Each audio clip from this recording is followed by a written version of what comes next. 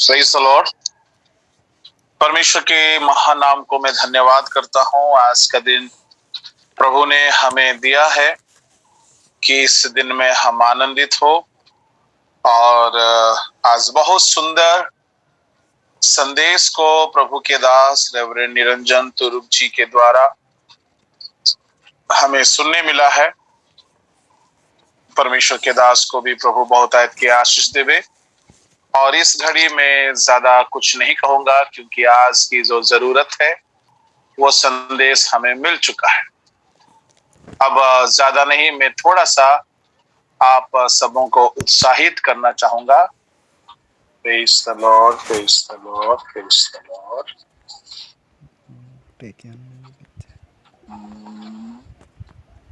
क्या मैं उल्टा हो गया हूँ? यस।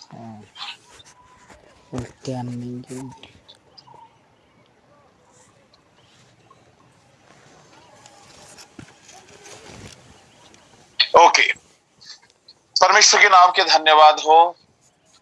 परमेश्वर के कलाम से बेहतरीन संदेश प्रभु के दास तुरुप जी ने दिए हैं।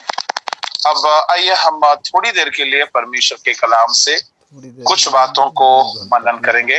मैं छोटा सा प्रार्थना करूंगा और प्रार्थना के बाद हम परमेश्वर के वचन के मनन में जाएंगे। स्वर्गीय पिता, हम आपको धन्यवाद देते हैं प्रभु जी। इस घड़ी आपके कलाम से हम कुछ बातों को सीखने जा रहे हैं। प्रभु, आप हमसे बातें करिएगा।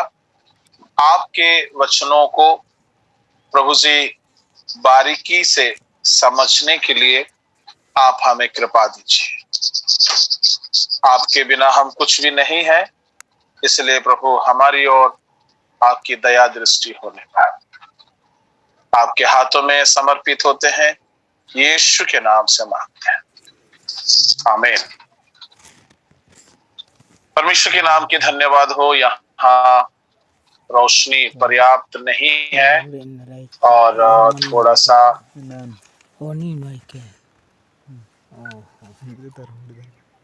ओके, कोई मुझे सहायता करेंगे पढ़ने के लिए? रोमी 11 का 17।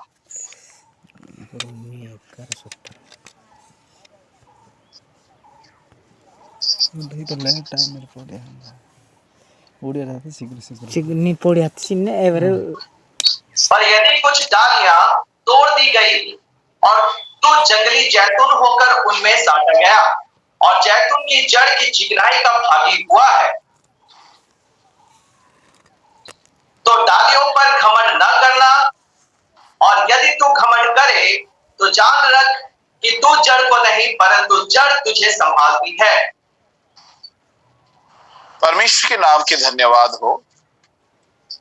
यदि कुछ डालियां छांट दी गई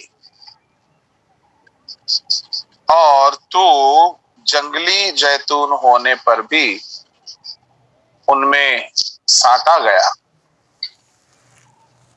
और अच्छे जैतून की जलपाई की भागीदारी बना। मेरी आवाज सबको साफ सुनाई दे रहा है? ओके, जी क्लियर आ रहा है। यहाँ पे कुछ डालियां परमेश्वर ने छांट दी और हम जंगली जलपाई, जंगली जैतून होने पर भी, बनेले जैतून होने पर भी हमें अच्छे जैतून में उसने साट दिया। परमेश्वर के नाम के धन्यवाद हो। ये रोमी 11 अध्याय जो है, इस्राएलियों को त्यागना और गैर इस्राएलियों को यानी अन्य जातियों को परमेश्वर अपनाए, इसके संदर्भ में लिखा हुआ है। तो इस्राएलियों में से सबको परमेश्वर नहीं त्यागा, नहीं त्यागा। इस वचन को और एक बार पढ़िएगा, 17 वचन को। पर यदि कुछ डालियां तोड़ दी गई और तू जंगली जैतून होकर उनमें साटा गया और जैतून की जड़ की चिकनाई का भागी हुआ है। कुछ डालियां तोड़ दिया गया।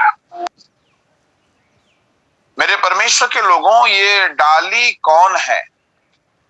यूहन्ना उसका 15 अध्याय का 4 और 5 अगर हम पढ़ेंगे तो हम सभी को एक एक डाली के साथ परमेश्वर तुलना करते हैं। पढ़िएगा।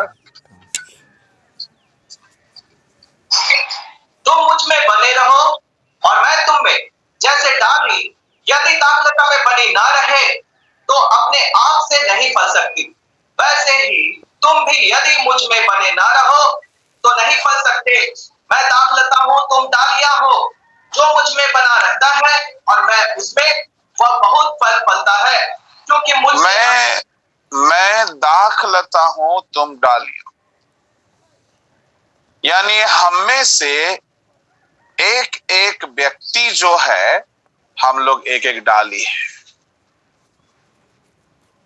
मेरे परमेश्वर के लोगों, हम जो एक एक डाली थे, हम जंगली जैतून के डाली थे।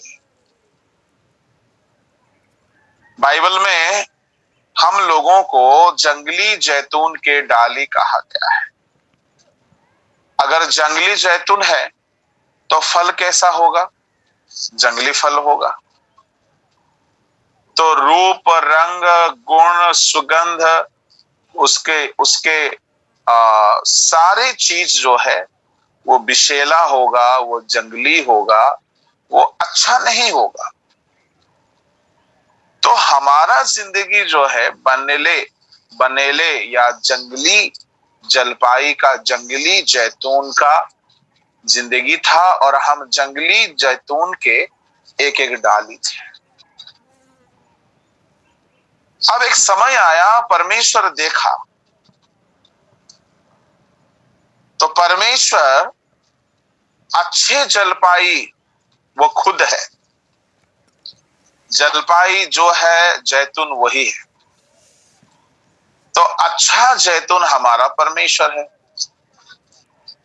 तो उस परमेश्वर जो अच्छा जैतून है, उसमें जो डालियां है वे इज़राइल है,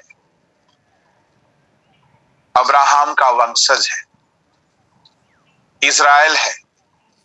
अगर हम 11 अध्याय को देखेंगे तो पौलुस साफ कहते हैं कुछ डालियों को परमेश्वर तोड़ दिया है। इज़राइल में से परमेश्वर सबको नहीं तोड़ दिया, सबको नहीं भगाया। कुछ लोगों को परमेश्वर तिरस्कार किया है और वह साबूत के तौर पर कहते हैं, जैसे कि मैं पौलुस, मैं भी इज़राइली हूं, पर परमेश्वर ने मुझे नहीं त्यागा है।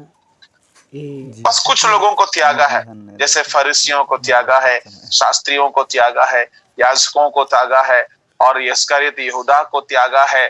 जिन लोगों ने यीशु मसीह को सूली पे चढ़ाने का आवाज उठाया था, उन लोगों को त्यागा है। जिन लोगों ने यीशु मसीह को विश्वास नहीं किया, उन लोगों को त्यागा है। तो उन इस्राएलियों को जो यीशु मसीह को ग्रहण नहीं किए, उन लोगों को तोड़ के हटा दिया गया परमेश्वर का पेड़ से। इसलिए 11 का 1 पढ़िएगा।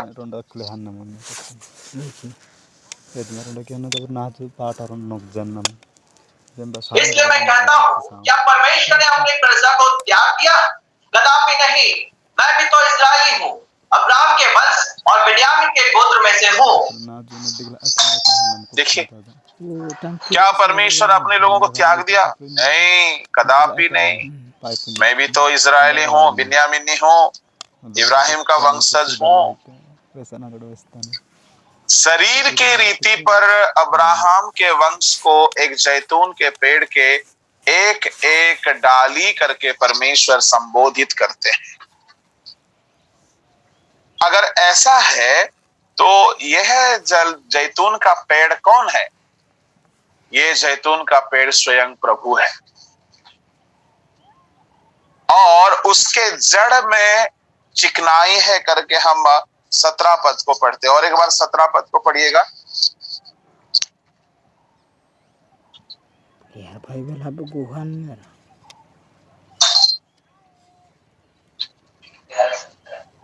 11-17 जी।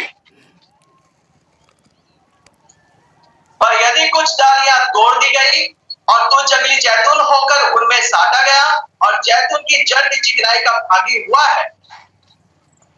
जैतून की जड़ की चिकनाई का भागी।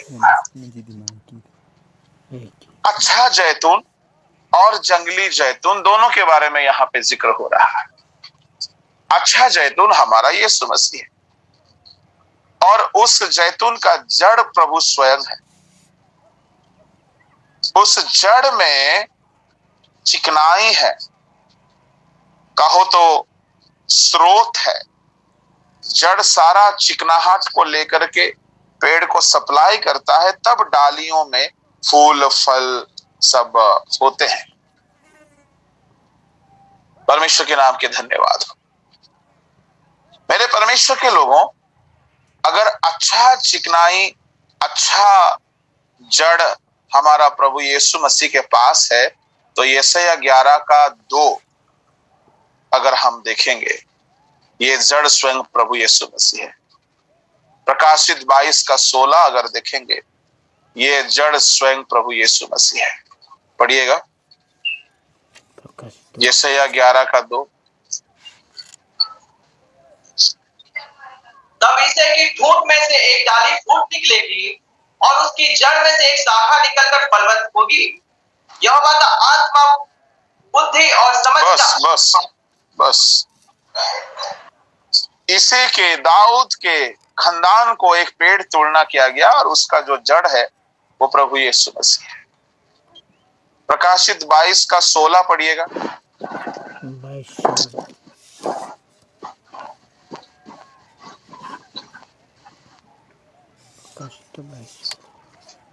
मुझ यीशु ने अपने स्वर्गदूत को इसलिए भेजा कि तुम्हारे आगे कलीसियाओं के विषय में इन बातों की गवाही दे। मैं दाऊद का मूल और वंश और भोर का चमकता हुआ तारा हूं। मैं दाऊद का मूल। दाऊद का मूल इंग्लिश में लिखा है रूट ऑफ डेविड। यीशु मसीह जड़ है। रोमी 11 का 17 में, यशायाह 11 का 2 में, प्रकाशित 22 का 16 में यीशु मसीह को एक जैतून का पेड़ का जड़ कहा गया है। यीशु मसीह जड़ है। अगर उस जड़ में रस है, यानी यीशु मसीह में होने वाला अनुग्रह, बरकत, ब्लेसिंग, आशीषें, उद्धार, चंगाई, छुटकारा, सामर्थ, वरदान, सेवकाई, स्वर्ग, आनंद, ये सब उस जड़ में चिकनाई पाई जाती है। अगर वो जड़ में इतने आशीषें हैं, चिकनाई है, तो मेरे प्रभु के लोगों, वो डाली में तो फलेगा। परंतु उस जड़ की चिकनाई पाने के लिए यीशु मसीह रूपी जैतून के पेड़ के साथ हमको साटा जाना जरूरी है। इंग्लिश में लिखा है ड्राफ्टिंग। एक पेड़ को काटा जाता है और दूसरा पेड़ को उसमें ऐसे साटा जाता है और बांध दिया जाता है।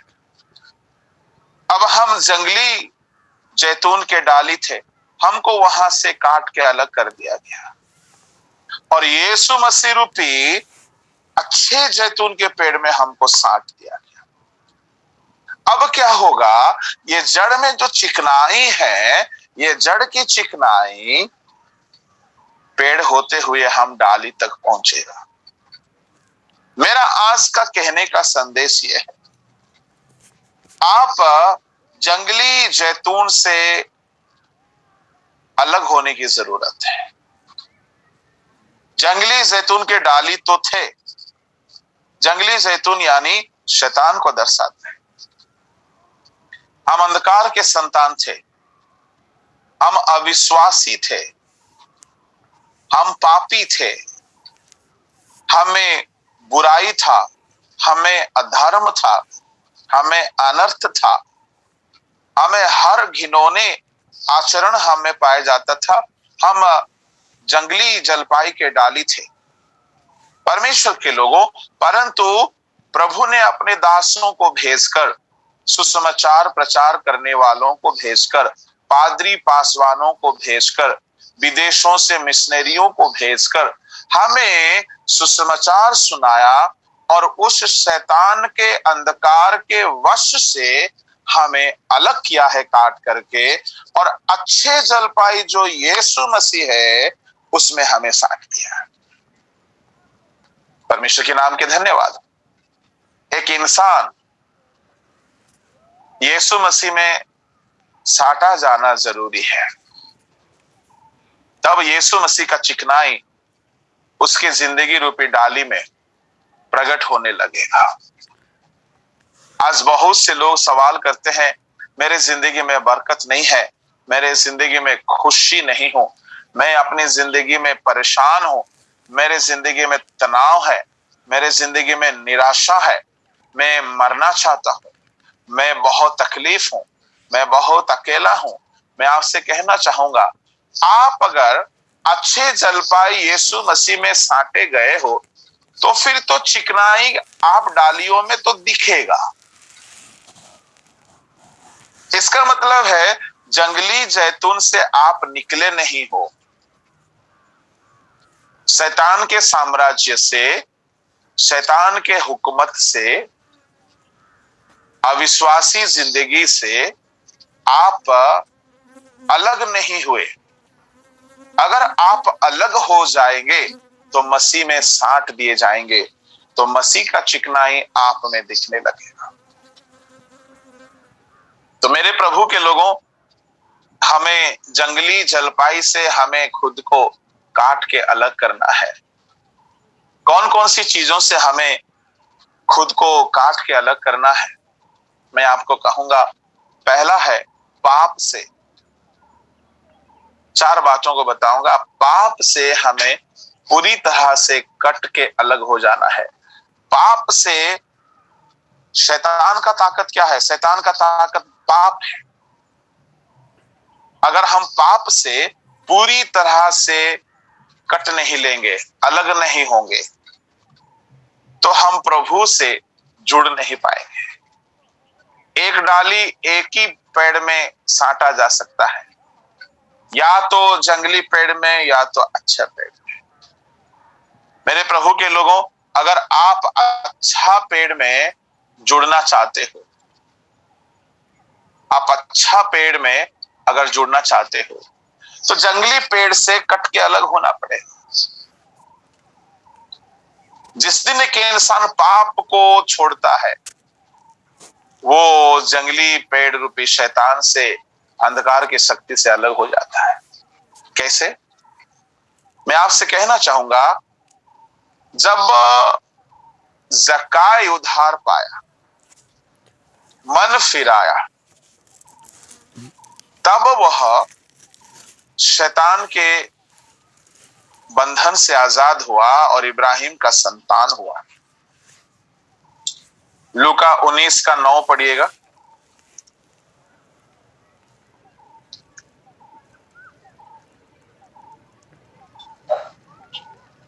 तब यीशु ने उससे कहा, आज इस घर में उद्धार आया है, इसलिए कि यह भी अब्राहम का एक पुत्र है। जब उद्धार वो पाया, तब वह अब्राहम का पुत्र बना। तो इसके पहले क्या था? वो अब्राहम का वंशज होने से भी अब्राहम का पुत्र नहीं था। आप उद्धार पाना किससे? पाप से। पाप से आपको कटना होगा, पाप से आपको छुटकारा पाना होगा, पाप से आपको अलग होना पड़ेगा, यानी बनेले जलपाई से काटा जाना होगा। अच्छे जलपाई जो यीशु मसीह है उसमें साटा जाना होगा। जक्काई पाप से उस दिन इकरार करके मन फिराया, तब यीशु मसीह में साटा गया, यीशु मसीह का संतान बना। पहला आपको कटना होगा पाप से, परमेश्वर के लोगों। दूसरा, हम लोगों को गलत शिक्षा से अलग होना पड़ेगा। 4 चीजों से अलग होकर के मसीह में जुड़ जाना होगा। गलत शिक्षा, मत्ती का सुसमाचार उसका 16 अध्याय देखिएगा, 16 अध्याय उसका 9, 12। तब उनकी समझ में आया कि उसने रोटी के खमीर से नहीं पर फरिसियों और सदूकियों की शिक्षा से सावधान रहने को कहा था। फरीसी और सदूकियों की शिक्षा, उससे सावधान रहना है। इफिसियों 4:14 में लिखा गया है कि झूठी शिक्षा जो हवा की झोंका की तरह आता है और लोगों को इधर उधर कर देता है।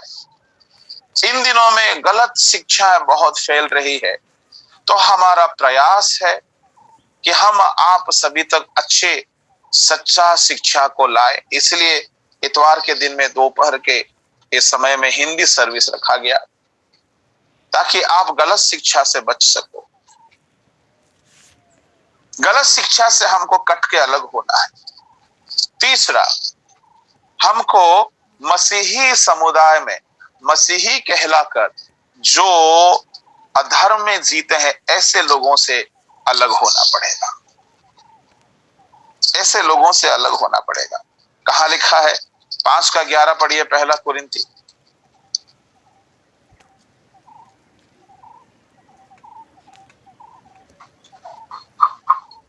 पर मेरा कहना यह है कि यदि कोई भाई कहलाकर व्यभिचारी या लोभी या मूर्ति पूजक या गाली देने वाला या पियक्कड़ या अंधेर करने वाला हो, तो उसकी संगति मत करना, वरन ऐसे मनुष्य के साथ खाना भी न खाना।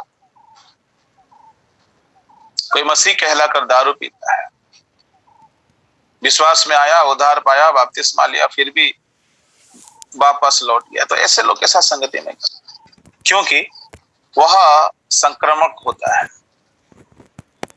तो ऐसे लोगों से हमको थोड़ा सा दूरी बनाए रखने की जरूरत है। और 2 तीमुथियुस 3:1-5 पढ़ोगे, जो घमंडी है, डिंगमार है, सुखभोगी है, झूठे हैं, ऐसे विश्वासघाती है, ऐसे लोगों से हमको थोड़ा अलग होना है।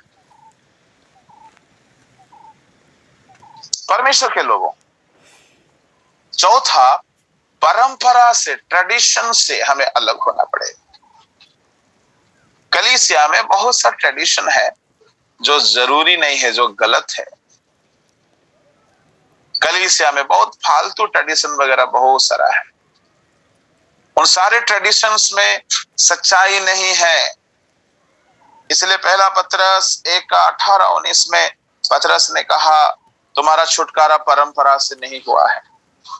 इसलिए मत्ती का सुसमाचार 15 अध्याय में प्रभु जी ने कहा, तुम मनुष्य की परंपरा को इतना मानते हो कि परमेश्वर का वचन को उल्लंघन करते हो।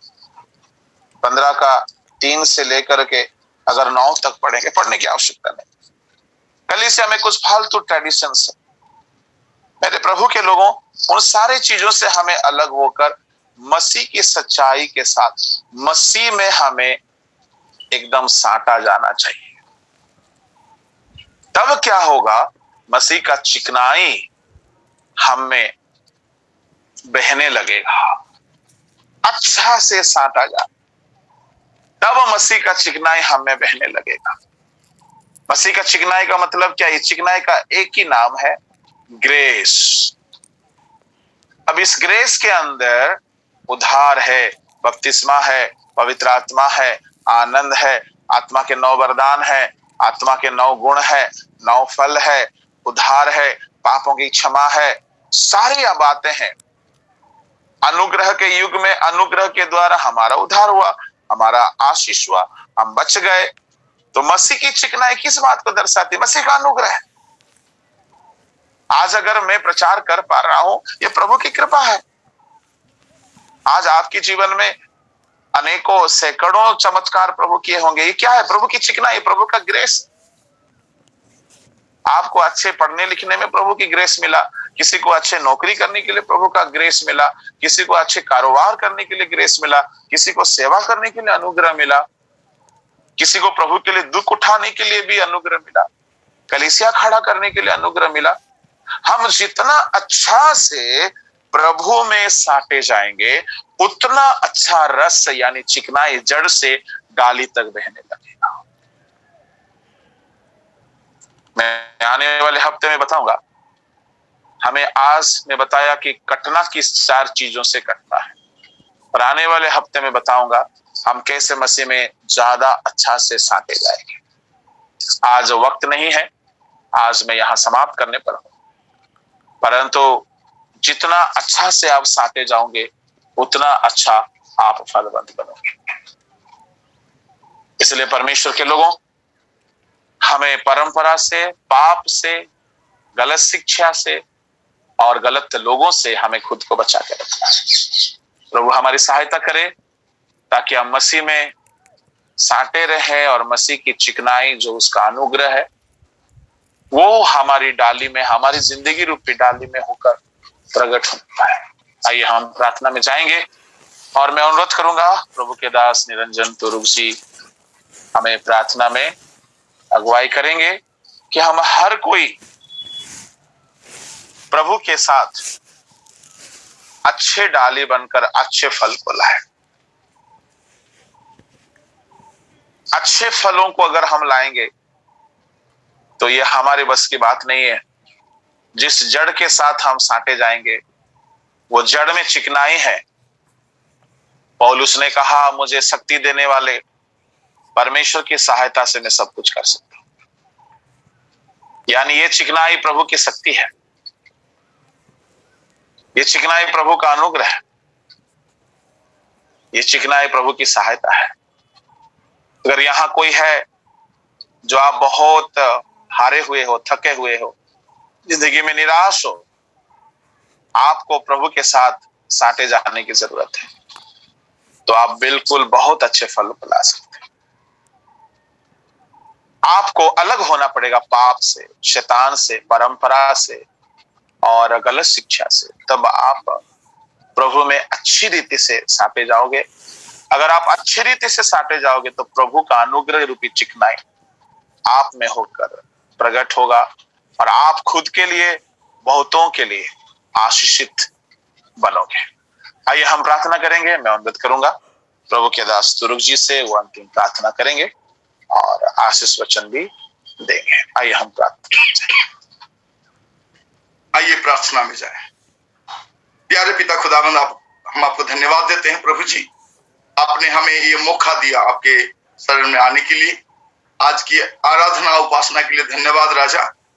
अपने वचन से आपने हम सबों से बात किया, इसलिए धन्यवाद देता हूं प्रभु जी। जो लोग हमें आराधना में अगुवाई की, इसलिए धन्यवाद देता हूं। प्यारे पिता खुदावंद, हम जितने लोग आए हैं प्रभु आपके वचन को सुने प्रभु आपके साथ, ताकि हम जुड़े रहें, इसे सहायता करना, ताकि हम भटक ना जाए प्रभु। दुनिया में बहुत सारे स्थिति बदलता रहता है, हर एक परिस्थिति में प्रभु आपके साथ हम जैसे जुड़े रहेंगे, इसे सहायता करना।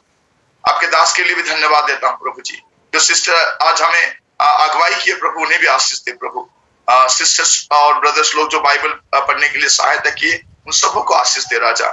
प्यारे पिता खुदावंद, आपको धन्यवाद देते हैं प्रभु। आज जितने लोग भी हमारे साथ जुड़े हुए हैं प्रभु, उन सबों के जीवन में जो तकलीफ है प्रभु, जिस स्थिति से वो गुजर रहे हैं प्रभु, वो प्रभु आज सोचते हैं कब मेरे जीवन का स्थिति बदलेगा। प्रभु जो लोग आपके शरण में आते हैं प्रभु, आप कभी उन्हें नहीं छोड़े हो प्रभु। आप सहायता करना, आशीष दे प्रभु। हमारे बच्चे जितने प्रभु जुड़े हुए हैं, आजकल एग्जाम लिख रहे हैं प्रभु, उन्हें भी सहायता करना प्रभु, ताकि अच्छे रीति से एग्जाम लिखने पाए प्रभु।